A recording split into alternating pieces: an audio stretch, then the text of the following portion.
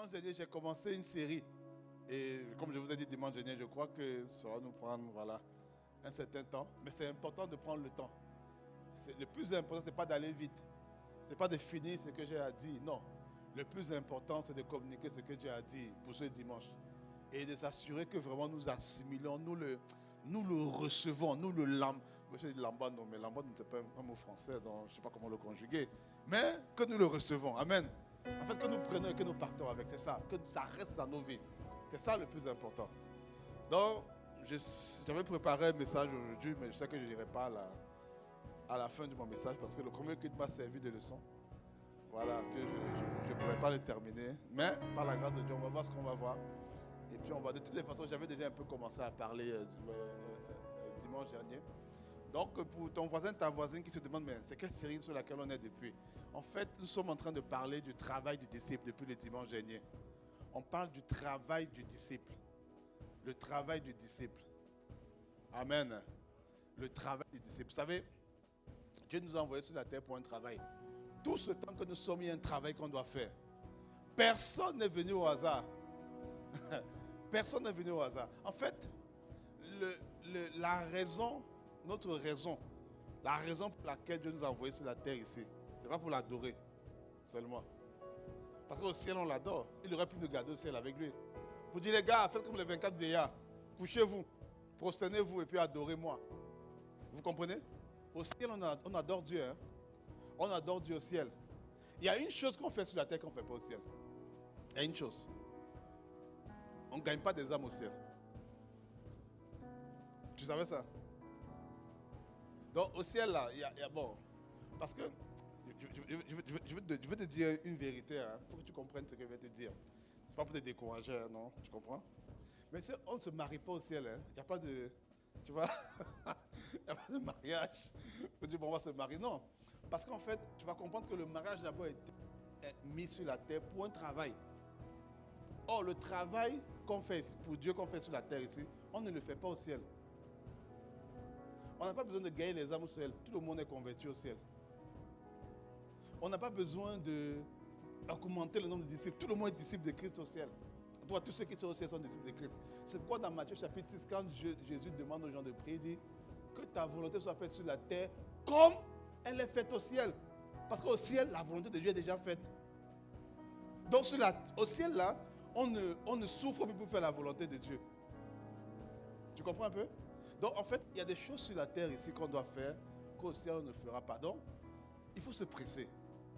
Parce que tu sais quoi? Tu n'as pas tout ton temps sur la terre ici. Tu n'as pas tout ton temps. Vous savez, souvent les anniversaires, c'est bien de fêter les anniversaires. Hein? Et souvent les gens comptent seulement dans un sens quand il y a l'anniversaire. Ils comptent l'année qu'ils ont passée sur la terre. Mais ils ne comptent pas les années qui restent. Vous voyez? Non, en fait, à l'anniversaire, tu dis, oh, gloire à Dieu, je suis né aujourd'hui. C'est bien. Tu dis, oh, j'ai fait, je ne sais pas quoi, j'ai 50 ans. Wow, 50 ans. Et puis on acclame, on dit merci à Dieu. Il faut dire merci à Dieu. Mais également, ça doit nous interpeller pour dire, ah, peut-être qu'il me reste juste 10 ans. Peut-être qu'il me reste juste 5 ans. Jésus est parti à 33 ans. Imagine le jour qu'il faisait son 32e anniversaire. Bon, je ne sais pas s'il fêtait à l'époque, mais imaginez qu'il fêtait. Les gens devaient acclamer pour dire, wow, Jésus, tu as 32 ans. Alors qu'il lui restait juste 1 an à faire. Il lui restait juste 1 an. En fait, mon point, c'est de dire, en fait, que... Pourquoi je parle de ça? Mais c'est de dire, en fait, que... En fait, le ciel, en fait, il y a des choses qu'on doit faire au ciel. Mais le ciel, si Dieu voulait seulement nous garder, on adore, on soit parfait et tout, il n'y a pas de... Il devait nous garder au ciel. Si Dieu nous envoie sur la terre des hommes, c'est pour faire un travail. La terre ici, ce n'est pas pour enjoy, si je peux dire ça. Vous voyez? Le vrai enjoy, c'est au ciel. Je ne sais pas si tu me suis. Une fois, il y avait un pasteur que Dieu a enlevé. Comme ça, je suivi un témoignage sur Internet comme ça, un pasteur que Dieu a enlevé.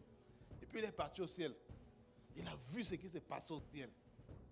Et puis, il a vu les choses. Dieu lui a donné des révélations, il fait une histoire courte. Et puis, à un moment donné, Jésus dit, bon, retourne encore sur la terre. Il dit, jamais, je ne pars pas. On dit, mais ta femme et tes enfants sont là. Ils t'attendent. Ils sont en train de pleurer que tu es mort. Retourne. Il dit, non, il ne veut pas retourner. Console-les, mais garde-moi au ciel. C'est ce qu'il dit. garde-moi au ciel. Pourquoi? Parce qu'en fait, le ciel est tellement magnifique, tellement beau, tellement parfait, que la plupart des gens qui vont au ciel là, ils ne veulent plus revenir sur la terre. Donc, le petit, comment dire, enjoyment en français, c'est quoi? Je ne sais pas, mais... Quoi? Bon, pas l'enjaillement, c'est autre chose. La jouissance, voilà. La jouissance que les gens ont sur la terre ici, ton travail, ton bon travail, ta maison, ta voiture, tout ça là, toutes ces choses-là, en fait, c'est passager. C'est passager. Au ciel, et en plus même, on ne peut même pas comparer à la jouissance qui est dans le ciel. On ne peut pas comparer ça. Donc en fait, notre raison sur la terre, c'était pour travailler. On est sur la terre pour travailler. Tu n'es pas sur la terre pour profiter. On va profiter au ciel. Sur la terre, la raison d'être d'abord, c'est le travail de Dieu. Regardez Genèse, on a vu la dernière fois, Genèse 2, 18. Non, pas 18, 15. Mettons d'abord le verset 15. Genèse 2, 15. La Bible dit que l'Éternel Dieu prit l'homme et le plaça dans le jardin pour le cultiver et pour le garder. Voilà pourquoi l'homme est arrivé sur la terre. L'homme est arrivé pour faire ça. C'est pour ça qu'il est là. Parce que j'ai dit, on a vu dimanche dernier. Voilà la raison d'être des êtres humains sur la terre. Cultiver et garder. Le travail. C'est la raison d'être. La vraie, comment dire, la vraie jouissance, voilà, merci du mot, c'est dans le ciel. Mais sur la terre, on est d'abord là pour faire le travail de Dieu. Maintenant, dans ce travail-là, oui, évidemment, il y a ce qu'on appelle les prémices. Sur la terre des hommes, Dieu nous donne les prémices de la jouissance qui est au ciel. Donc il y a quand même un plaisir ici, il n'y a pas de souci, tu comprends? Mais, il ne faut pas perdre de vue l'objectif. L'objectif premier, c'est le travail. Et j'ai expliqué la dernière fois, je vous conseille fortement d'écouter mon message dimanche dernier, sur le travail du disciple. Que ça consiste à cultiver et garder. Cultiver, c'est augmenter le nombre de cultures, c'est-à-dire développer, augmenter le nombre d'orangers, c'était les orangers, c'était les manguiers. En fait, quand tu cultives quelque chose, tu augmentes le nombre de la chose. Tu comprends? Cultiver, ça veut dire, quand tu fais une culture de quelque chose, tu augmentes. Tu augmentes la chose, en fait. Et dit maintenant, garder, ça veut dire préserver l'intégrité. Faites en sorte que la chose soit intègre, qu'elle garde une certaine caractéristique, qu'elle ne se corrompe pas. C'était ça le mandat de l'homme. Augmenter, parce que le jardin d'Éden n'était pas sur toute la terre. La Bible dit que c'était juste un endroit en particulier que Dieu l'avait mis. Dieu a planté le jardin dans un endroit spécifique. Il fallait que toute la terre soit remplie d'Éden, c'est-à-dire de la présence de Dieu. C'est ça qu'il fallait faire. Et il fallait aussi que toute la terre garde son intégrité, garde la présence de Dieu, garde l'image de Dieu. C'était ça le mandat que l'homme avait. Et on a vu que ce mandat-là, rejoint ce que Jésus a dit aux disciples à Matthieu 28, au verset 19. Allez, faites de toutes les nations des disciples. Ça veut dire quoi? Augmenter le nombre de disciples, cultiver. Ensuite, il dit, enseignez-leur à observer tout ce que je vous ai prescrit. Ça veut dire quoi? Faites en sorte qu'ils aient une certaine intégrité. Ils aient une façon de fonctionner, une façon de vivre. Et je disais au premier culte que j'ai cette citation du pasteur Christian. Il disait que, en fait, tu peux avoir accepté le Seigneur, c'est-à-dire avoir fait la prière du Seigneur, ça ne veut pas dire que tu as donné ta vie à Dieu. Tu peux avoir fait la prière du salut, mais tu ne veut pas dire que tu as donné ta vie au Seigneur. Vu que tu fais la prière du salut, tu es né de nouveau. Gloire à Dieu. Mais ça ne veut pas dire que tu as donné ta vie au Seigneur. Tu donnes ta vie au Seigneur le jour où tu décides d'obéir. Le jour où tu prends l'engagement d'obéir. Tu prends l'engagement de marcher selon sa volonté. C'est le jour où tu donnes ta vie au Seigneur. Donc, il y a des gens qui peuvent ils ont accepté le Seigneur depuis des années. Ils viennent même à l'église depuis des années. Mais ils n'ont pas décidé d'obéir. Ils justifient. Non, mon cas est particulier. Je souffre trop. Il y a trop de problèmes. Mais en fait, tu ne comprends pas. Tu comprends, mais tu n'as pas de compassion. Ils font tout genre d'excuses. On ne me comprend pas. Les gens sont trop bizarres. Tu vois, ils donnent tout genre d'excuses. Ça, c'est quelqu'un qui n'a pas décidé de donner sa vie au Seigneur. Quand tu donnes ta vie au Seigneur, il devient ton Seigneur en fait. Parce que Jésus a deux dimensions, le Sauveur et le Seigneur. Quand tu fais la prière du salut, c'est le Sauveur qui se manifeste. Mais, quand tu décides maintenant de lui donner ta vie, c'est-à-dire d'obéir, quel que soit le cas, là il devient ton Seigneur. Là il devient ton Seigneur. Et c'est le Seigneur maintenant qui te libère. C'est quand il devient ton Seigneur qui te libère. C'est quand il devient maintenant ton Seigneur qu'il y a des choses parce que quand il prend ta vie, il ne laisse pas ta vie où elle est. Il te prend comme tu es, il nous prend comme nous sommes, mais il ne laisse pas nos vies comme là où elles sont. Là, il commence à travailler. Il travaille. Tu sais, aujourd'hui, j'ai mon téléphone qui est là. Quand quelqu'un achète son téléphone, qu'est-ce qu'il fait? Il le personnalise. Il met son mot de passe, il met sa photo de profil, il met ses contacts. En fait, il s'approprie le téléphone.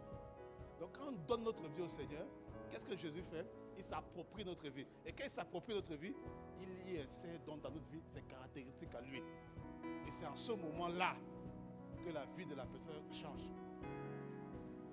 Parce que tu peux être sauvé, tu peux avoir fait la prière du salut, mais tu n'es pas la propriété de Jésus. Quand tu vas chez quelqu'un, imaginez quand une personne déménage dans un appartement, la personne s'approprie les lieux, elle met son empreinte sur la maison, elle met ses photos, elle met ses trucs, elle met sa déco, elle met ses meubles. C'est sa maison. C'est la même chose avec notre vie. On peut avoir fait la prière du salut, mais on n'a pas décidé d'obéir. Pour diverses raisons. Soit la tradition, soit la coutume, la culture, je ne sais pas. Mais le fait est que la transformation réelle commence le jour où on donne notre vie à Dieu. On dit, Seigneur, ma vie ne m'appartient plus. Quand on dit ma vie, c'est tout ce que j'ai. Ça ne m'appartient plus. Et la raison principale pour laquelle nous sommes sur la terre, c'est travailler. Et le travail a deux dimensions. Travailler, ce n'est pas seulement gagner les âmes, non. C'est gagner et garder. C'est cultiver et garder. Il y a deux dimensions. Donc, il faut soi-même être gardé pour garder, forcément. Il faut soi-même s'enseigner soi-même à marcher selon les voies de Dieu pour enseigner aux autres. Mais il faut aussi cultiver, c'est-à-dire multiplier. Et aujourd'hui, je vais te parler de quelques bénéfices. Donc, moi, je vais titrer 5 bénéfices, mais je pourrais parler au bout des 5 bénéfices. Donc, je vais parler de quelques bénéfices qui sont rattachés au travail de Dieu. Donc, 5 bénéfices que le travail de Dieu apporte aux disciples. 5 bénéfices. Tu as déjà certainement entendu ça, mais on va aller en profondeur, ne t'inquiète pas. 5 bénéfices. Je ne pourrais pas dire les 5 aujourd'hui, on finira pour le dimanche prochain. Mais je vais parler de quelques-uns et puis on va prier. Amen. Premier bénéfice ici que le travail de Dieu apporte dans la vie des disciples, c'est que le travail de Dieu enfante les connexions de ta destinée. Les connexions divines. Le travail de Dieu enfante les connexions de ta destinée. J'ai mis le mariage, mais ce n'est pas seulement le mariage. J'ai mis le mariage parce que c'est souvent ça, la connexion divine qui est la plus populaire, si je peux dire ça.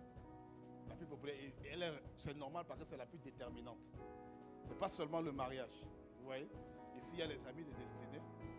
Il y a les différents types de pères que Dieu a donnés. Vous savez qu'il y a 7 catégories de pères dont on a recensé. Vous voyez? Toutes les catégories de pères que Dieu a pour toi, le travail de Dieu également permet d'enfanter ça.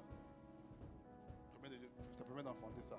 Je vais vous dire un truc que je n'ai pas dit au premier culte. Voilà. Parce que, tu vois, bon, c'est pas parce que je n'ai pas voulu, hein. Parce que je viens de recevoir l'inspiration. Je n'ai pas fait ça, mais je vais cacher. Ce n'est pas un cachetier. Tu comprends? Voilà. Tu sais, regardez le mariage de Joseph et Marie. Joseph et Marie, ils se sont mariés. Et la Bible rend un bon témoignage de Joseph, rend un bon témoignage de Marie. Mais il y a une situation qui va se passer. À un moment donné, vous pouvez afficher le passage, donc je vous laisse afficher les gens de la com. À un moment donné, Joseph a pensé à répudier, c'est-à-dire à divorcer de Marie. Donc le couple était en difficulté. Le couple battait de l'aile. Le couple avait des difficultés à tel point que Joseph a dit, je vais me séparer de ma femme. Parce que j'estime qu'elle m'a trompé. Comment elle est enceinte alors qu'on n'a jamais eu de relation? Comment elle est enceinte qu'on n'a jamais eu de relation? Vous savez, une fois j'ai rencontré une soeur dans l'église. Elle était tombée enceinte. Je me dis, je ne comprends pas. Comment j'ai pu tomber enceinte? J'ai dit, mais... C'est ce qu'elle nous dit. J'étais avec un frère. Elle n'était pas ici. C'était quand j'étais encore étudiant. On allait chez la soeur. Elle dit, non, belle soeur, voilà, on a appris qu'elle est enceinte, et on va aller la soutenir. Et puis elle pleurait, elle dit vraiment, je ne comprends pas pourquoi je me fais ça. Comment j'ai pu tomber enceinte? Comment je peux permettre ça? J'ai dit, mais ma soeur, attends, est-ce que tu as fréquenté des personnes? Est-ce que tu as eu des rapports avec quelqu'un? Elle dit oui. J'ai dit, mais ouais, tu veux quoi? Qu'est-ce que tu veux? Ça va? Comment, en fait, comment ne pas voir la ce que j'ai failli dire? Tu es quand même, tu sais, tu as fait un peu de SVT, comment on appelle ça, puriculture, ou de SVT, sciences de la nature. Tu sais que, voilà, quand c'est des choses qui peuvent arriver à des conditions. Mais comment tu t'étonnes encore? Non, non, on est venu te fortifier, mais pas pour, voilà, pas pour entrer dans le truc, non. C'est qu'elle fait. Maintenant, on va simplement prier pour que la grâce de Dieu t'accompagne et tout, que tu sois préservé et tout ça. Mais tu ne peux pas nous dire comment, tu sais comment. Nous, on n'était pas avec toi. Tu sais comment tu as fait ça. Tu vois? Donc ici, mais dans le cas de Marie, c'était pas ça. C'est-à-dire qu'elle, sa grossesse était surnaturelle. Parce que le Saint-Esprit est venu l'envelopper. À un moment donné, Joseph, donc, il pensait, mettez le verset d'avant, verset 19. Joseph, son époux, qui était un homme de bien, et qui ne voulait pas la diffamer, se proposa de rompre secrètement avec elle. Donc, il voulait se séparer de sa femme, pourtant sa femme n'a rien fait. Il voulait divorcer de sa femme, pourtant sa femme n'a rien fait. Lui pensait que sa femme a fait quelque chose de mal. Mais sa femme n'avait rien fait. Il voulait divorcer. Et regardez ce qui se passe au verset 20. Chose extraordinaire. L'ange intervient. Comme il y pensait, voici un ange du Seigneur lui apparu. Vous savez qu'il y a des couples que lorsqu'ils veulent se séparer, les anges interviennent. Il y a des couples comme ça. Il y a des couples comme ça. Il y a des couples que lorsqu'ils veulent se séparer, l'ange intervient pour dire non, ne fais pas ça. Il y a d'autres. Mon gars, allez-y. Là, tu passes ça, là, je dis pas ça, là, je plaisante, non, là.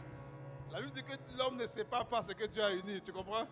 Voilà, donc, Dieu ne va jamais encourager les divorces. Hein? Dieu ne va jamais encourager ça. Mais mon point, c'était de dire ici que parce que Marie portait le dessein de Dieu, l'ange n'a pas permis que son foyer soit ébranlé. Tu comprends? Parce que Marie travaillait pour Dieu. Dieu lui-même a intervenu dans son couple. C'est pourquoi en fait, lorsque tu travailles pour Dieu, lorsque tu accomplis les desseins de Dieu, il y a une dimension il y a des connexions que Dieu va préserver dans ta vie. Il y en a celles qu'il va créer, il y a d'autres qu'il va préserver dans ta vie. C'est très important. Hein? C'est très important de comprendre ce que je dis. Il dit dans Genèse 2, 18 également que l'Éternel Dieu dit, il n'est pas bon que l'homme soit seul, je lui ferai une aide semblable. Le fait que Dieu dise, il n'est pas bon que l'homme soit seul, je lui ferai une aide semblable, vient après le fait que Dieu a donné le travail à l'homme. Genèse 2, 15. Dieu a mis l'homme dans le jardin afin qu'il cultive et qu'il le garde. Il avait un travail. Et c'est le travail maintenant qui a accéléré, qui a fait en sorte que Dieu lui-même dise, il n'est pas bon qu'une telle personne soit seule. Mais tu sais quoi? Il y a des gens que Dieu regarde et dit, non, il est bon qu'il soit seul. Tu cries à Dieu, tu dis, Seigneur, là j'avance. Il dit, non, c'est bon que tu sois seul. Parce que Dieu n'est pas impressionné par l'âge qui avance, ni par les pleurs. Il a trop souffert, vraiment. Gérant son cas. Non, c'est pas comme ça. Dieu n'est pas émotif. C'est pas parce que tu pleures que Dieu va faire. Non. Dieu va regarder en fait la trace de sa parole. S'il voit sa parole en train d'être accomplie, là oui. Mais s'il n'y a pas sa parole, quel est le canevas, quel est le cadre, quel est le contexte que tu lui donnes pour qu'il agisse? Dieu est un juste juge. Et tout juge normal agit en fonction de la loi, du principe. Et il a dit ici, il n'est pas bon que l'homme soit seul. Donc si tu veux accélérer ton cas, travaille pour Dieu.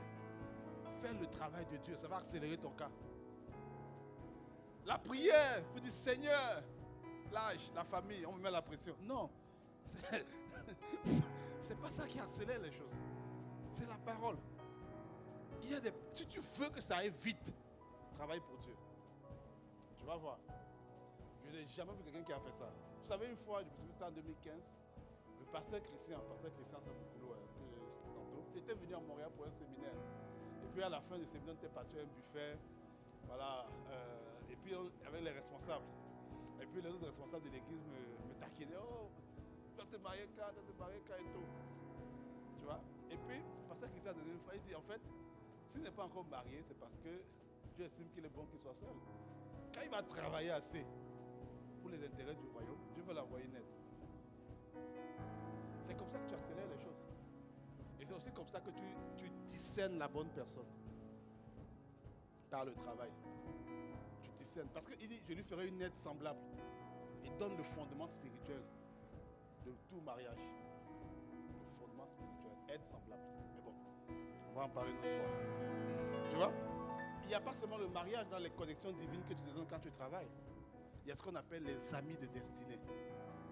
Les amis de destinée. Tu as besoin d'un ami de destinée. Ta femme peut être un ami de destinée, c'est vrai. Pas toujours, hein. Normalement, si tu t'es bien marié, c'est une amie de destinée. Si tu t'es bien marié, bon, si tu t'es bien marié. En tout cas, si le couple, ça te passe bien. Parce qu'il y a toujours, quand je dis ça en fait, les personnes qui sont mariées et qui doutent de leur conjoint, ils disent, mais moi, c'est trop tard pour moi. Non, c'est pas trop tard. Tu comprends? Il y a toujours le miracle de Dieu. Tu comprends un peu? Ça dit qu'il y a ce qu'on appelle, comme j'ai dit la dernière fois, il y a la règle et puis il y a l'exception. Tu comprends? Dieu fait une exception pour notre ignorance. Il y a des choses que je ne connaissais pas, dont j'ai fait juste sans connaître. C'est pas grave. J'ai fait selon le meilleur de ce que j'avais comme information à cet instant-là. Mais quand la vérité arrive, quand je suis éclairé davantage, Dieu fait réparation. Dieu fait. Donc la personne, ton conjoint dont tu es marié, c'est la meilleure personne pour toi. Tu comprends? Ces principes-là, vous pouvez les vivre ensemble maintenant. Gloire à Dieu pour ça. Tu comprends? Non, ne rentre pas là-dedans pour dire, ah, c'est même la bonne personne. C'est pas ça. Tu comprends? Voilà. Mais pour toi qui es célibataire, il faut faire ça. Pour toi qui es marié, sache que Dieu permet qu'il y ait un rattrapage qui se fait. Il y a un rattrapage qui se fait. Ça marche? All right. Donc, Acte chapitre 13 au verset 2. La Bible nous parle de deux personnes, Barnabas et Saul. Pendant qu'ils servaient le Seigneur dans leur ministère et qu'ils jeûnaient, le Saint-Esprit dit, mettez-moi à part Barnabas et Saul pour l'œuvre à laquelle je les ai appelés. Pourquoi le Saint-Esprit connecte Barnabas et Saul? C'est pour une œuvre. C'est parce qu'il y a une œuvre qu'on connecte les deux là ensemble. Il dit, mettez-moi à part Barnabas et Saul pour l'œuvre. Donc, en fait, pour le travail, Dieu avait un travail à faire. Et Dieu a connecté les deux ensemble. Il y a des personnes comme ça que Dieu va connecter à cause du fait que tu travailles pour lui. Ouais. Et crois-moi, tu as besoin d'un ami. Tu as besoin d'un ami. Parce que tu sais quoi? Tu es peut-être fort aujourd'hui. Tu ne seras pas toujours fort. Tu ne seras pas toujours fort. La Bible dit, deux valent mieux qu'un.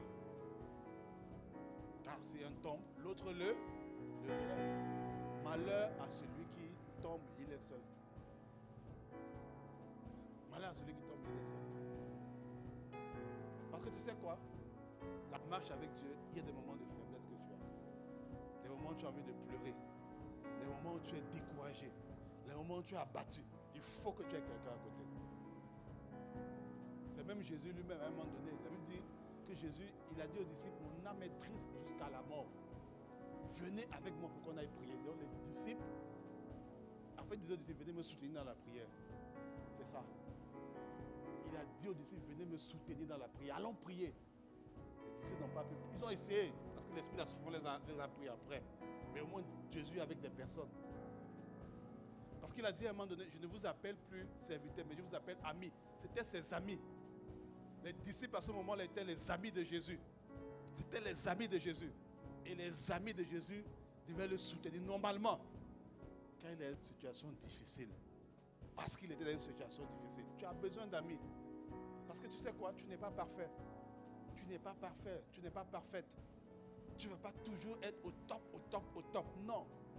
Tu as besoin de gens qui peuvent prier avec toi. Tu as besoin de gens qui peuvent te relever. La Bible dit qu'un ami se montre véritablement plus qu'un frère dans le malheur. Il aime en tout temps. Un ami aime en tout temps. Et dans le malheur, il se montre plus qu'un frère. Tu as besoin de gens comme ça. Et dit, si tu es seul, ce n'est pas bon. Quand il dit seul, tu peux avoir beaucoup de copains, d'amis, de potes. Voilà, excusez-moi l'expression. Tu peux avoir beaucoup de potes, mais ce ne sont pas les amis de destinée. Quand tu es en difficulté, chacun fuit. Ou même quand tu es en difficulté, ils ne peuvent pas prier avec toi. Ils ne savent pas c'est quoi prier. Ou peut-être même s'ils ne croient pas. Choisis bien tes amis. Choisis vraiment bien tes amis. Parce qu'un jour, tu auras besoin qu'on te relève. Et il faut qu'ils soient là. Il faut qu'ils soient là. Maintenant, ne vis pas ta vie en dépendant d'eux. Tu marches avec Dieu. Mais ça peut arriver que tu reçoives un coup. Tu reçoives un coup. Parce que la vie frappe tout le monde. Tu vas en parler que des jeunes un peu plus. On reçoit les coups dans la vie. Tu as besoin de gens pour te relever. Tu as besoin. Dieu va mieux qu'un, bien aimé. Dieu va mieux qu'un. Tu as besoin d'amis. C'est le travail qui fait ça. Le travail de Dieu te donne des amis. Le travail de Dieu te donne des amis de destinée. Des gens qui vont payer le prix avec toi. Paul et Barnabas étaient des amis de destinée. Ils ont fait des exploits extraordinaires. Vous pouvez lire Actes chapitre 11, Actes chapitre 12, Actes chapitre 13, Actes chapitre 14, Actes chapitre 15. Vous allez voir les exploits, ce que Paul et Barnabas ont fait ensemble. Vous allez voir ce qu'ils ont accompli pour Dieu ensemble. À partir du moment où le Saint-Esprit a dit ça, ils ont fait des choses extraordinaires ensemble. Paul seul ne pouvait pas faire ça. Paul seul ne pouvait pas faire ça. Vous allez voir un truc que Jésus envoyait tous les disciples 2 à 2. Mais qui est ton deuxième? Jésus a envoyé, regardez, quand il a envoyé les disciples dans les villes, il en envoyait 2 à 2, 2 à 2, 2 à 2. Minimum 2. Quand Paul et Barnabas ont eu un problème à Actes chapitre 15, ils ont eu une incompréhension, ils sont séparés. Paul n'est pas resté seul, il a pris Silas. On parlait maintenant de Paul et Silas. Puis ils sont partis, on fait des choses. Après ça, après Paul et Silas, ça a été Paul et Marc. Après ils ont fait des choses. Après c'était Paul et Timothée. Ils ont fait des choses. Tu vois, il y avait toujours des amis, des gens ensemble. Tu ne peux pas faire des exploits notables si tu n'as pas un vrai ami à côté de toi. Quelqu'un qui peut se montrer plus qu'un frère et qui peut se tenir dans la prière. C'est le travail pour Dieu qui donne des vrais amis. Des vrais amis. Alors si tu es venu en Christ, que voilà, tu vois que si on te voit évangéliser, on te voit parler de Dieu, prendre soin des âmes et tout, les gens vont te juger pour dire que tu es devenu bizarre. Ne t'inquiète pas. Jésus avait déjà prévu ça.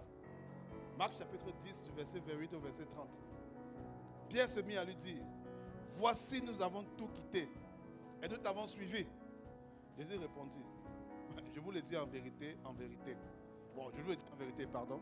Il n'est personne qui, ayant quitté à cause de moi et à cause de la bonne nouvelle, sa maison, ou ses frères, ou ses soeurs, ou sa mère, ou son père, ou ses enfants, ou ses terres, ne reçoivent au centuple présentement dans ce siècle-ci des maisons, des frères, des soeurs, des mères, des enfants et des terres, avec des persécutions, et dans le siècle à venir, la vie éternelle. Je suis garanti que si, il dit ici, il n'y a personne qui, à cause de moi Jésus, et à cause de la bonne nouvelle. Donc il y a 2 occurrences, il y a 2 situations qui peuvent te pousser souvent à ce que les gens te quittent. Soit Jésus, soit la bonne nouvelle. La bonne nouvelle, c'est la dimension du travail. La dimension de Jésus, c'est ce que Jésus veut que tu fasses, l'obéissance à ce que Jésus te donne comme instruction. C'est ça. C'est ça. À cause de ça, il y a des personnes, il y a des amis ou des amis, en tout cas des connaissances, qui vont te quitter. Je ne suis pas prophète de malheur, mais le prophète te dit, c'est la vérité. C'est la vérité. Il y a des gens qui vont te trouver trop radical.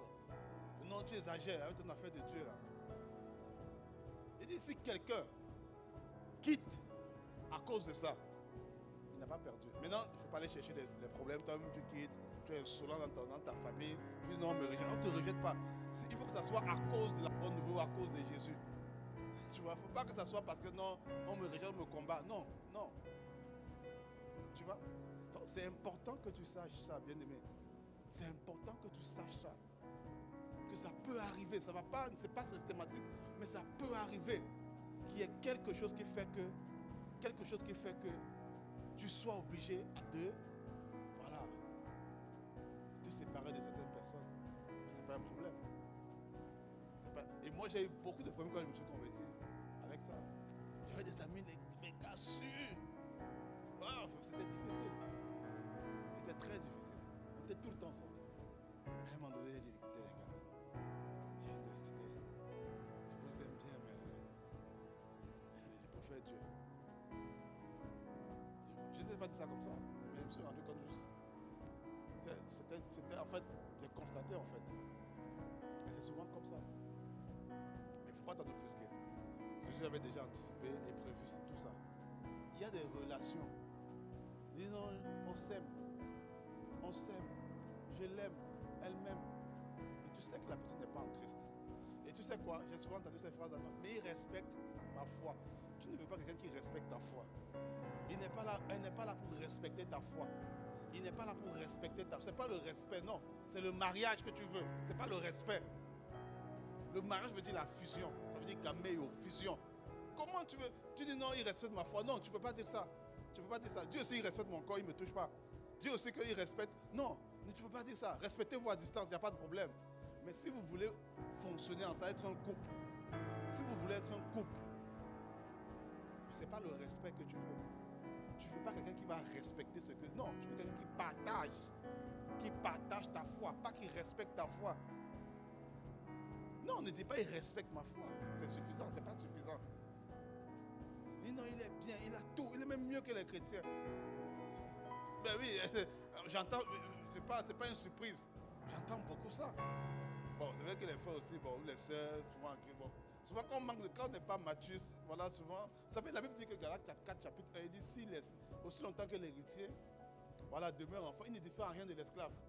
C'est-à-dire, quand un chrétien n'est pas mûr là, il ne diffère en rien de quelqu'un qui n'est pas sauvé.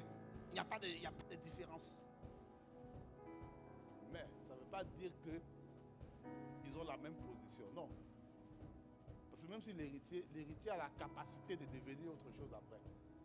Mais l'esclave n'a pas la capacité. Il ne diffère en rien en apparence, c'est vrai. Mais à l'intérieur, ils ne sont pas pareils. Ils ne sont pas pareils à l'intérieur. Donc, tu ne peux pas venir me dire non, il est meilleur que la plupart des chrétiens se comportent bien, que tous les chrétiens. Je le trouve très gentil, très sympa, très bon, très accueillant, très comme ci, très comme ça. Ce n'est pas une raison. Tu comprends? Alors, si tu es dans une telle relation, je t'en supplie. Aujourd'hui, prends l'engagement, prends ton téléphone, tu envoies un message, tu envoies un message à la personne, tu dis, bon, écoute, je t'aime bien, mais je préfère Dieu. Je veux quelqu'un qui partage ma foi. Tu dois dire ça. Tu n'as pas besoin de sentir la force. Tu peux dire c'est trop dur. Non, tu n'as pas besoin de sentir que c'est facile. Ça sera dur, je préfère te dire ça. Ça sera dur, ça sera difficile. Mais la force de Dieu se manifeste dans ta faiblesse. Tu as besoin de ça. Prends cet engagement. C'est comme ça que tu bâtis ton histoire avec Dieu. C'est comme ça que tu apprends à faire confiance à Dieu. C'est comme ça. Accepte, Jésus te garantit. Il y a la garantie dans Marc 10, 8, 30. Tu as une garantie écrite. Tu as une garantie. Tu as une garantie. Tu as une garantie signée de la main de Jésus lui-même. Signée par son sang. Tu as une garantie que si tu laisses à cause de lui, tu ne perdras pas. Tu ne perdras pas. Tu vas recevoir au centuple. Et tu ne perdras pas. Et tu reçois. Donc la personne te dit, non, je l'aime trop. Il y a une personne que tu dois aimer au centuple. Il y a une personne que tu dois aimer au centuple. Et tu dois découvrir cette personne. Tu dis non, je préfère. Non, tu ne préfères pas celui-là. Tu ne préfères pas. Tu comprends? Travailler pour Dieu va créer les connexions. Créer les connexions. Il n'y a pas que ça. Toutes sortes de connexions professionnelles. J'ai pris les plus emblématiques. Le mariage, les connexions de destinée et tout. J'ai pris les plus emblématiques. Mais ce n'est pas que les seules connexions que le travail crée. Non. Le travail pour Dieu crée beaucoup de connexions. Énorme. Je me suis retrouvé avec des personnes que je n'aurais jamais imaginé pouvoir me retrouver avec elles. Jamais. Ça crée des connexions. Point numéro 2. Le travail pour Dieu révèle les dons et les talents que Dieu a mis en toi. Qui sont enfouis en toi. Qui sont enfouis en toi. Tu sais, travailles pour Dieu, il y a des choses que tu as, que tu possèdes, qui changent, qui changent de capacité, qui changent de nature même. On l'a vu dans Exode chapitre 4, au verset 2.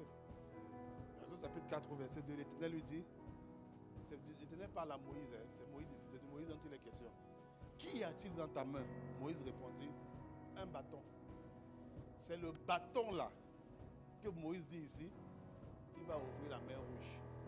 C'est le bâton que Moïse a qui va confondre tous les magiciens d'Égypte. C'est le bâton. Pourquoi le bâton a changé de nature, a changé d'utilité, a changé de dimension? C'est parce que Moïse a accepté d'aller faire le travail que Dieu lui a dit. C'est pour ça. C'est pour ça. C'est pour ça que le bâton a changé. C'est pour ça que le bâton a changé. Et dans Exode 14, 14, tu vois que le peuple d'Israël, à un moment donné, ils sont devant la mer rouge. Les géolais reviennent. Les anciens géolais, ils reviennent pour dire on va finir avec vous les gars. Tu vois? Et puis les gens commencent à pleurer. Regardez maintenant Exode 14, 14. Moïse n'a pas dit l'Éternel combattra pour vous et vous gardez le silence. Verset 15. L'Éternel dit à Moïse, pourquoi ces cris? Il dit aux gars, mais pourquoi vous criez? Vous n'avez pas à crier. Oui, le danger vient. Oui, il y a telle chose qui arrive. Il dit, continuez d'avancer. Continuez d'avancer. Il dit, David pouvait dire, si je marche dans la vallée de l'homme de la mort, je ne crains aucun mal. La vallée de l'homme de la mort, c'est un endroit où la mort, tu vois la mort en face. C'est pas pour rien que ça porte le nom, la vallée de l'homme de la mort. Tu passes par une situation qui est difficile. Tu passes par une situation qui est challengeante. Tu vois le danger là. Dieu dit avance, continue ta route. Pourquoi? Verset 15, à la suite. La suite. Il dit, toi, regardez l'instruction que Dieu donne à Moïse. Lève ta verge, lève ton bâton, étends-la sur la mer et fonds-la. Le bâton de berger devient un instrument de délivrance quand on accepte de marcher pour Dieu. Ce n'est pas que le bâton. J'ai parlé la dernière fois de la pierre de David. La pierre que David a utilisée pour terrasser Goliath. Il a pris une pierre pour terrasser Goliath. Une pierre de berger pour terrasser un géant qui terrorisait toute une armée. Il a transformé une pierre. Il a transformé une pierre en un instrument de délivrance. Alors, qu'est-ce que tu as comme compétence, comme talent, comme habileté, comme profession, comme aptitude, même comme hobby que Dieu ne peut pas utiliser? Dieu peut tout utiliser. Dieu peut tout utiliser. Tout utiliser. Quand tu le sers avec, ça change de forme. Ça change de nature. Ça change de nature. Dieu peut tout. Tu fais l'entretien ménager, Dieu peut tout utiliser. Accepte de le mettre au service de Dieu. Accepte. Accepte de faire en sorte que ça aide à faire deux choses. Multiplier le nombre de disciples, garder, prendre soin des disciples. Accepte de mettre ça au service de ces deux objectifs que Dieu veut viser là, que Dieu veut atteindre, pardon. Accepte que ce que tu as va faire ça. Et quand tu vas accepter ça, la chose va changer de nature. Ça va changer de nature.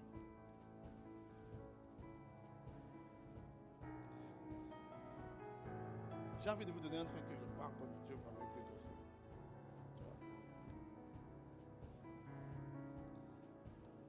Quand tu travailles pour Dieu, en fait, il y a un niveau de protection que tu as, que les autres n'ont pas.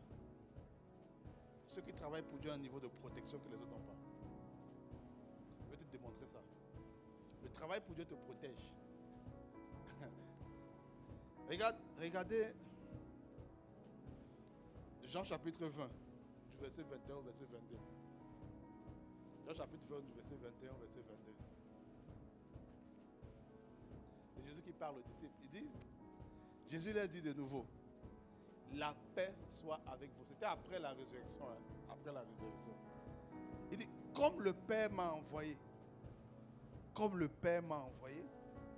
voilà, moi aussi je vous envoie. Après ces paroles, il souffla sur eux, il leur dit, recevez le Saint-Esprit. En fait, Jésus envoie les disciples faire un travail. Amen. Et puis il dit, comme le Père, le comme a toute sa place. De la même manière que le Père m'a envoyé. De la même façon que le Père m'a envoyé. Avec les mêmes attributs que le Père m'a envoyé. Avec les mêmes prérogatives que le Père m'a envoyé. Avec les mêmes lettres de mission. Moi aussi, je vous envoie.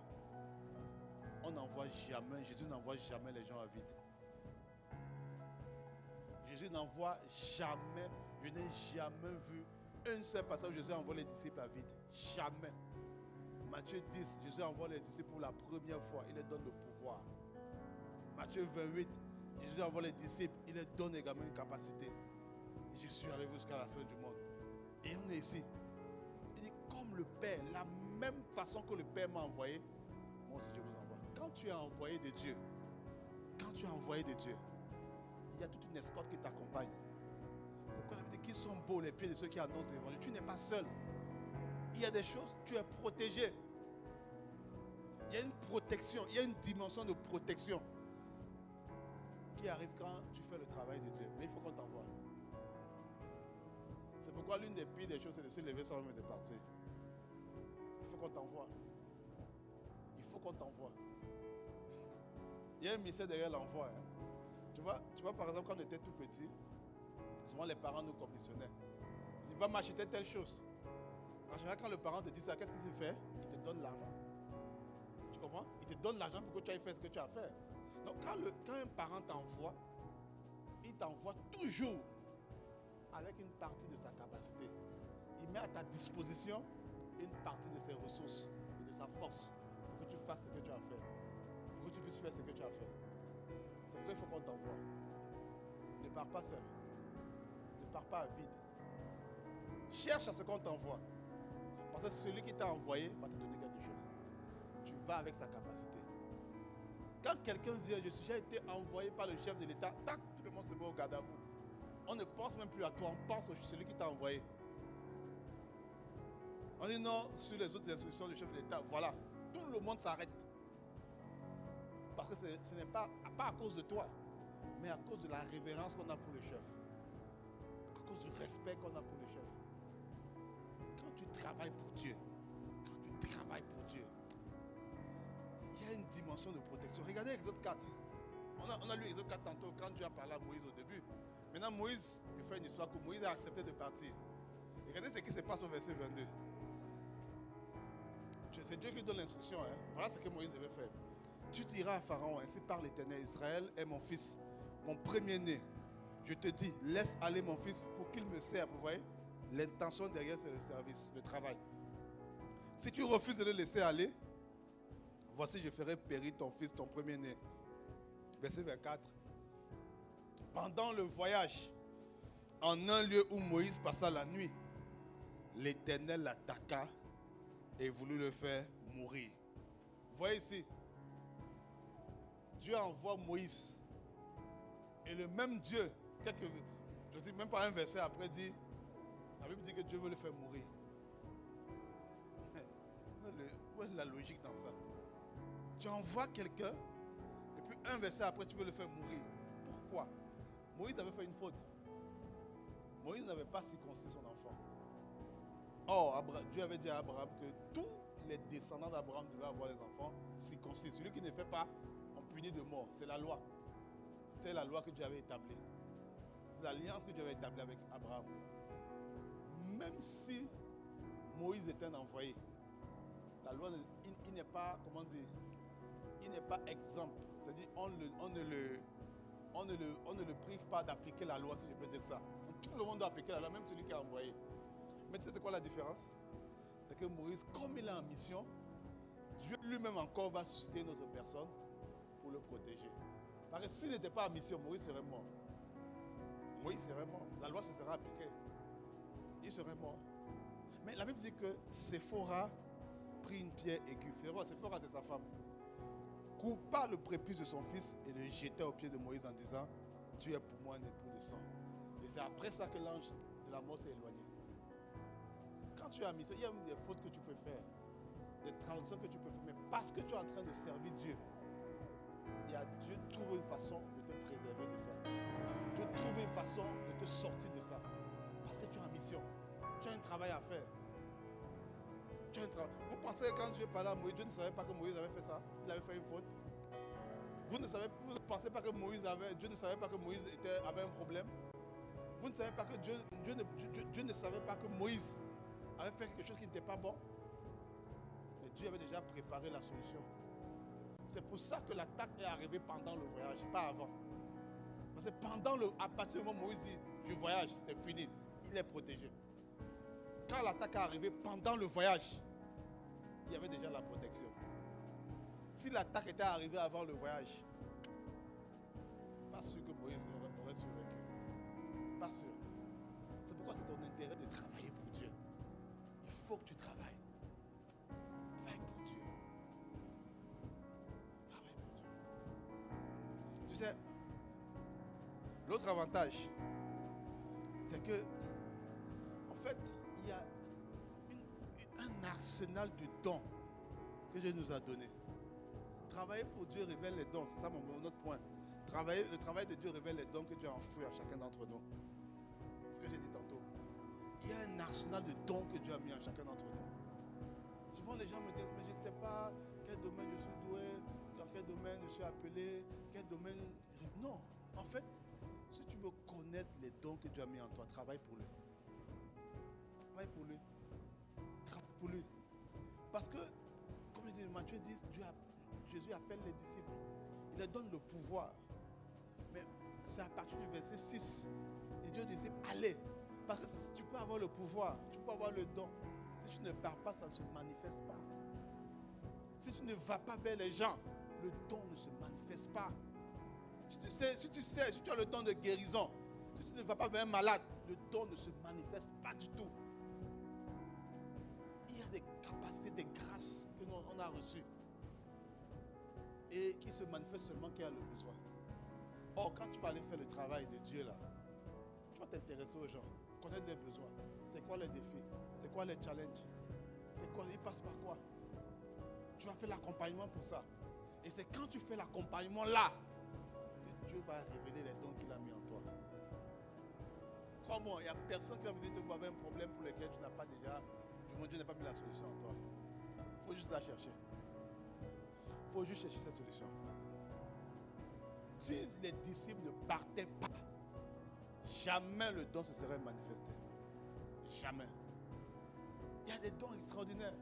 Et les dons que Dieu a mis en toi, ce n'est pas juste pour le domaine ecclésiastique, ce n'est pas seulement pour l'église. Les dons, c'est pour la vie. Les dons, c'est pour la vie. C'est-à-dire que quand tu découvres les dons que Dieu a mis en toi, en fait, tu vas découvrir également, les dons sont des opportunités de prospérité personnelle. Tu comprends ce que je dis? Les dons que Dieu met en toi, les dons que Dieu a mis en toi, que Dieu t'a donné, ce n'est pas seulement dans l'église. Non, c'est pour les gens. Et crois-moi, quand tu sers ton don aux gens, les gens auront toujours le fait de semer dans ta vie. Soit ils vont semer de manière codifiée, c'est-à-dire si par exemple, tu vas aller écouter ou tu vas acheter un album, parce que tu estimes que le gars est une bénédiction pour toi, c'est le chanteur ou le chant gospel est une bénédiction pour toi, tu achètes son album. Tu es en train de semer dans sa vie. Tu es en train de connecter à son don. Les dons que Dieu va... La Bible dit que les dons que possède un homme font de la place pour lui et l'amènent devant les rois. Ce qui va créer la place pour toi dans ce monde, ce sont les dons que tu as reçus. Ce sont les dons que tu as reçus. Les dons que tu as reçus. Quand tu fais le travail de Dieu, ça révèle les dons. Ça révèle les dons. Le travail de Dieu, point numéro 4. Voilà, l'avant-dernier, oui, point numéro 4. Le travail de Dieu te donne les opportunités d'élévation. Quand tu fais le travail de Dieu, le travail de Dieu te donne des opportunités d'élévation dans la société. Je vais te montrer. Regarde. Luc chapitre 5, verset 4 au verset 6. Bon, pouvez-vous... Verset 4 au verset 6, mais je vais vous donner un peu de contexte. Jésus ici avait utilisé la barque de l'apôtre Pierre pour prêcher. Vous affichez le verset 1. Mettez le verset 1. Luc chapitre 5 au verset 1. On va lire. On va lire ensemble. Verset 1. Un jour, Jésus se trouvait à bord du lac de Génézareth et la foule se pressait autour de lui pour entendre la parole de Dieu. Verset 2. Il vit au bord du lac 2 barques. Les pêcheurs en étaient descendus pour laver leurs filets. Verset 3. Il monta dans l'une de ces barques qui appartenait à Simon et le pria de s'éloigner un peu du virage. Puis il s'assit et de la barque, il enseignait la foule. Il a utilisé la barque du pêcheur pour enseigner, pour parler, pour faire le travail de Dieu, pour faire le travail, pour dispenser la parole. Il a enseigné la foule à partir de la barque. Vous savez pourquoi? Parce que quand elle est sur la barque, en fait, il y a une foule qui est là, il n'y a pas de micro comme maintenant. Or, sa voix doit porter, c'est le vent qui porte la voix. Or, quand tu es sur la mer, le vent te permet de parler à une grande foule. C'est pourquoi il fallait qu'il soit sur la barque, pour qu'on le voie et qu'on puisse l'entendre bien. Donc, il est allé sur la barque, il a commencé à enseigner la foule. Et la suite. Quand il finit de parler, il a fini de faire le travail. Il dit à Simon, avance là où l'eau est profonde et jetez vos filets pour pêcher. Simon va lui répondre que non, on a pêché toute la nuit. Ça n'a pas fonctionné. Regardez la suite. Simon lui dit, maître, nous avons travaillé toute la nuit sans rien prendre. Mais sur ta parole, je jetterai les filets. Parce que tout pêcheur de poissons professionnel sait qu'on pêche le poisson la nuit, pas en journée. C'est pas en journée qu'on pêche le poisson. C'est la nuit. Donc dans la science de la pêche de poisson qu'ils avaient appris, on pêche le poisson la nuit. C'est pas en journée. Mais il dit, sur ta parole, je vais jeter le filet. La suite. Ils jetaient et prit une grande quantité de poissons et les filets se déchiraient. Ils ont expérimenté une pêche miraculeuse. Pourquoi? Juste parce que la barque a servi à enseigner la foule. Ils ont utilisé la barque pour enseigner la foule. C'était une opportunité d'élévation pour eux. Ils ont fait une pêche qu'ils n'ont jamais expérimentée. Je te dis, mais comment je vais faire pour avoir autant de clients? Tous les clients, tous les contrats que je veux, toutes les personnes que je veux, tous les gens que je veux avoir. Sers Dieu avec ce que tu as. Fais en sorte que ta barque soit utile pour servir Dieu. Fais en sorte que ta coiffure, fais en sorte que ta restauration, fais en sorte que ta compétence, ta comptabilité, ton truc, peu importe ce que Dieu t'a donné, utilise ça pour servir Dieu. Et tu vas voir que tu vas multiplier après. C'est une opportunité d'élévation. Jean 6, de 14 à 15. Ces gens, ayant vu le miracle que Jésus avait fait, disaient, celui-ci est vraiment le prophète qui doit venir dans le monde. Et Jésus, sachant qu'il allait venir l'enlever pour le faire roi, se retira sur la montagne lui seul. Jésus avait fait tellement de miracles. Il avait servi Dieu, il avait tellement fait des miracles aux gens. Les gens voulaient qu'il devienne roi d'Israël. On est venu pour le prendre pour qu'il devienne roi. Donc on voulait le mettre à la plus grande position qu'il pouvait avoir en Israël, c'était le roi. On est venu lui donner cette position. Pourquoi? Pas parce qu'il a fait une campagne politique. Il dit, votez-moi Jésus. Votez-moi. Je vais changer votre vie. Non. Pas parce qu'il a, je ne sais pas quoi, créé un parti politique. Non. On a voulu le mettre roi. Pourquoi? Parce qu'il a fait le travail de Dieu. Il a répondu aux besoins des gens. Les gens pour lesquels tu réponds toujours à leurs besoins, ils vont vouloir faire de toi roi. Ils vont vouloir te mettre, ils vont te donner la position la plus humaine. On ne peut pas te garder, non, il faut que on t'élève. Tu dois être roi sur nous, Jésus. C'est toi qu'on attendait depuis. C'est toi qu'on attendait. Quand tu sers Dieu, quand tu fais le travail de Dieu, l'élévation arrive. L'élévation te suit. Un autre exemple, Joseph. Genèse 41, du verset 37 au verset 41. Quand Joseph a donné le rêve, l'explication du rêve à Pharaon, la Bible dit, ces paroles plurent au Pharaon et à tous ses serviteurs. Le Pharaon dit à ses serviteurs, pourrions-nous trouver un homme tel que celui-ci, qui a en lui l'Esprit de Dieu? Et le Pharaon dit à Joseph, puisque Dieu t'a fait connaître tout cela, il n'y a personne qui soit aussi intelligent, aussi sage que toi. Tu seras responsable de ma maison et tout mon peuple obéira à tes ordres. Le trône seul m'élèvera au-dessus de toi. Le Pharaon dit à Joseph, vois, je te donne le commandement de toute l'Égypte. Qu'est-ce qui a distingué Joseph? Qu'est-ce qu'il a distingué? Parce qu'il a servi les intérêts de Dieu. C'est ça qui a distingué Joseph. Joseph, c'était un gars qui était en prison. Donc il n'avait pas la bonne position. Il n'était pas bien positionné. Joseph n'était pas quelqu'un qui avait les circuits, le réseau. Non. Joseph savait faire seulement travailler ce que Dieu lui a donné. Il sait interpréter les songes. C'est tout ce qu'il savait faire. C'est tout ce qu'il savait faire. Il sait interpréter les songes des gens. Il avait reçu les dons de l'interprétation. En travaillant ça, en mettant ça en évidence, Joseph a été élevé. Sans tripatouillage, sans peau de banane, sans mettre des peaux de banane aux gens et tout. Joseph a su être élevé. Amen. C'est ça qu'il faut faire, les amis. Travailler pour Dieu. Travailler pour Dieu. Ce qui a distingué Joseph, c'est ça. Et je finirai ici, bien aimé, par la destinée spécifique. Point numéro 5. Le travail révèle ta destinée spécifique. Ce que les gens appellent la destinée prophétique. Vous voyez, comme je l'ai dit tantôt, on a tous tantôt dimanche dernier, on a tous un tronc commun. C'est-à-dire qu'il y a tout ce que tout le monde doit faire. Il y a quelque chose que toi seul dois faire. De manière spécifique. Toi seul dois faire ça. Toi seul dois faire cette tâche spécifique-là. Et comment c'est révélé? C'est au travers du travail. Vous voyez, Actes chapitre 13 au verset 2. La Bible dit que pendant qu'ils servaient, on a lu tantôt, on va le relire maintenant bien. Pendant qu'ils servaient le Seigneur dans leur ministère et qu'ils jeûnaient, le Saint-Esprit dit, mettez-moi à part Barnabas et Saul pour l'œuvre à laquelle je les ai appelés. En fait, c'est une œuvre que seul Barnabas et Saul devaient faire. C'est une œuvre que seulement eux, c'était seulement pour eux. Quand on dit il ici, affichez le verset 1 s'il vous plaît, affichez le verset 1. On va voir le verset 1. Quand on dit il, ce n'était pas seulement Barnabas et Saul, il y avait plusieurs personnes. La Bible dit il y avait dans l'église d'Antioche des prophètes et des enseignants. On sait tous les prophètes et les enseignants. Barnabas, Siméon, appelé le Noir, Lucius de Cyrène, Manaën, qui avait été élevé avec Hérode de Trétac, et Saul. C'était un groupe de personnes. C'est le il là. Le il s'est mis pour ce groupe de personnes là, au verset 2. Quand on est pendant qu'ils servaient le Seigneur. Donc c'est le il, c'est le groupe de personnes là qui servaient le Seigneur. C'est pendant qu'ils faisaient ça. Il faisait ce qui est commun. Que maintenant le Saint-Esprit donne ce qui est spécifique aux deux. Parce que la chose là, c'était juste les deux là qui devaient faire ça.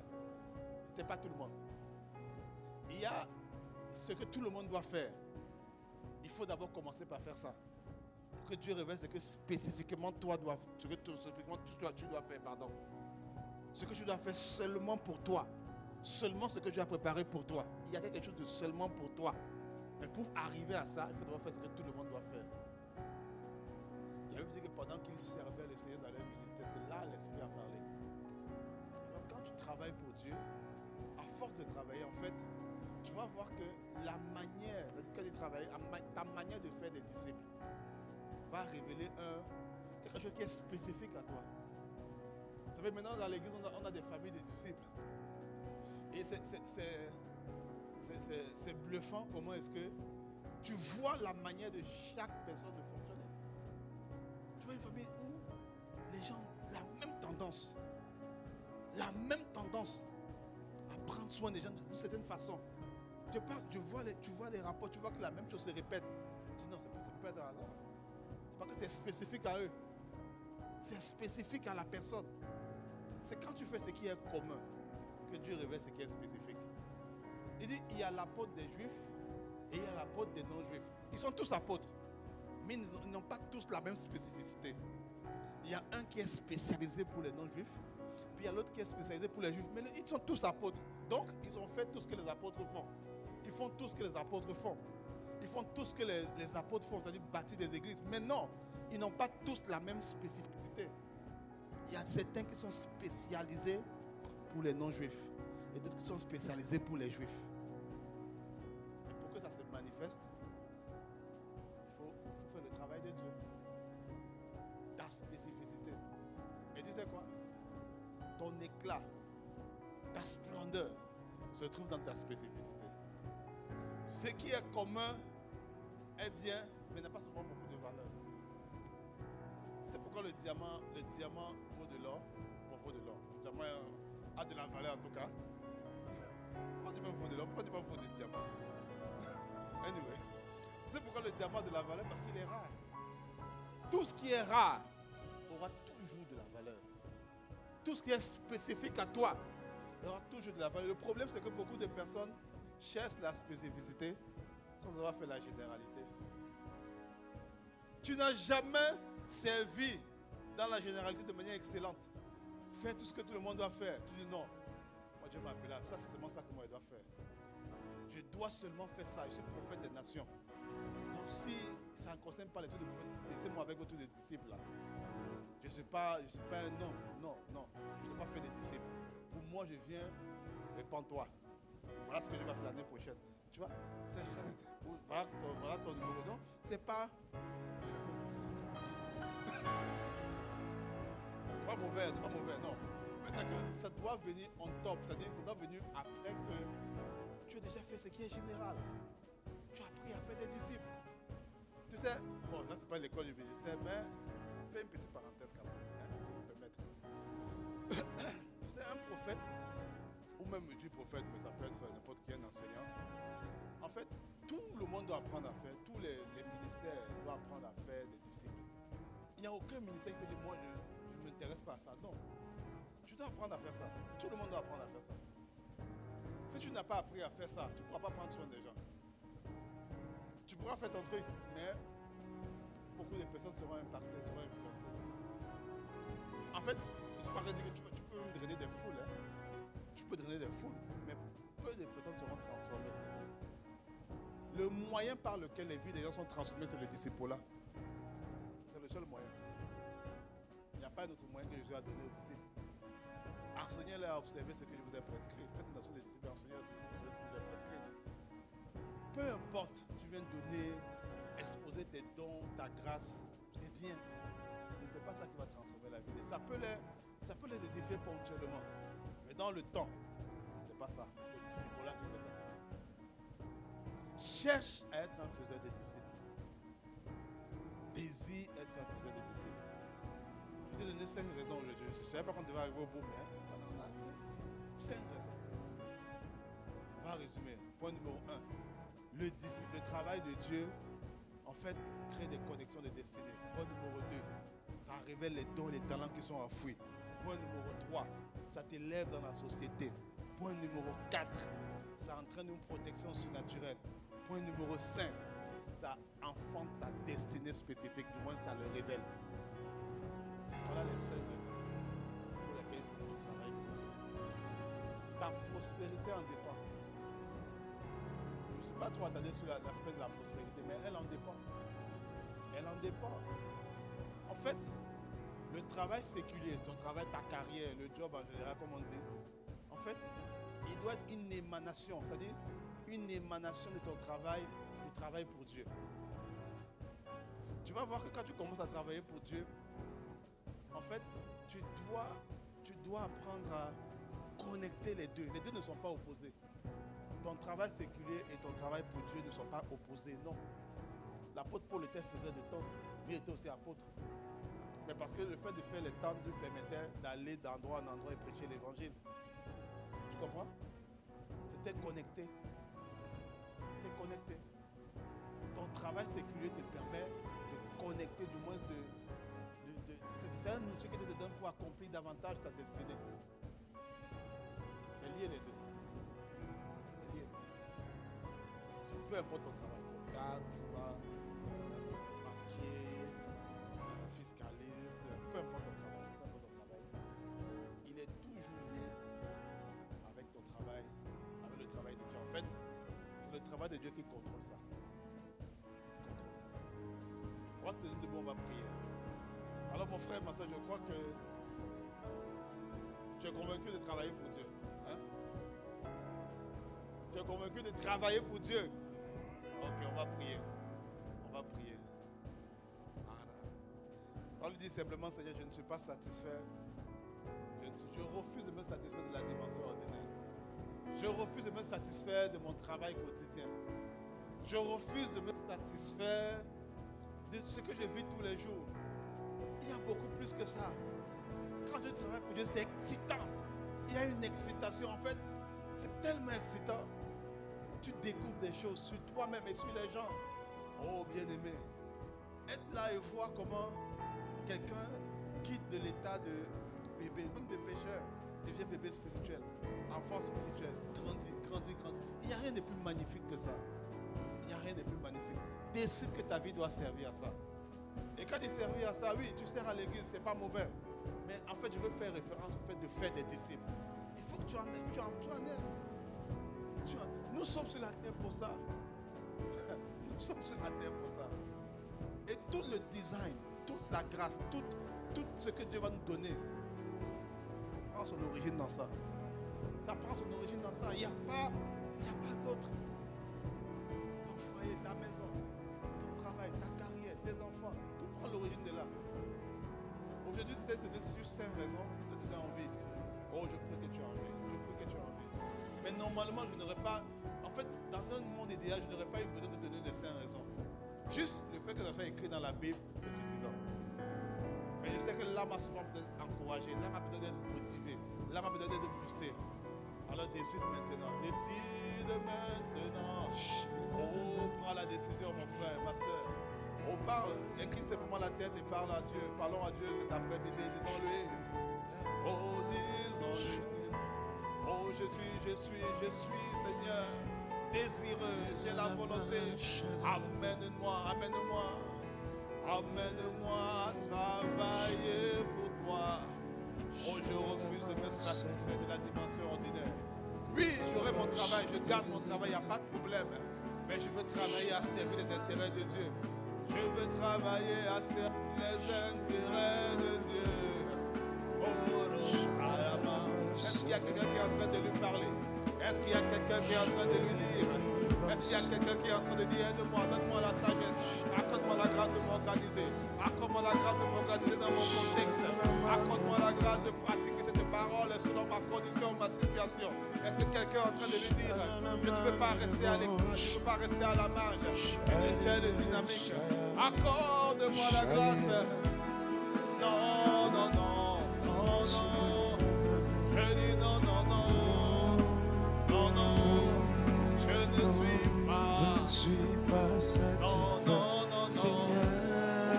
Je ne suis pas satisfait. Je ne suis pas satisfait. Je dis non, non, non. Dimension ordinaire.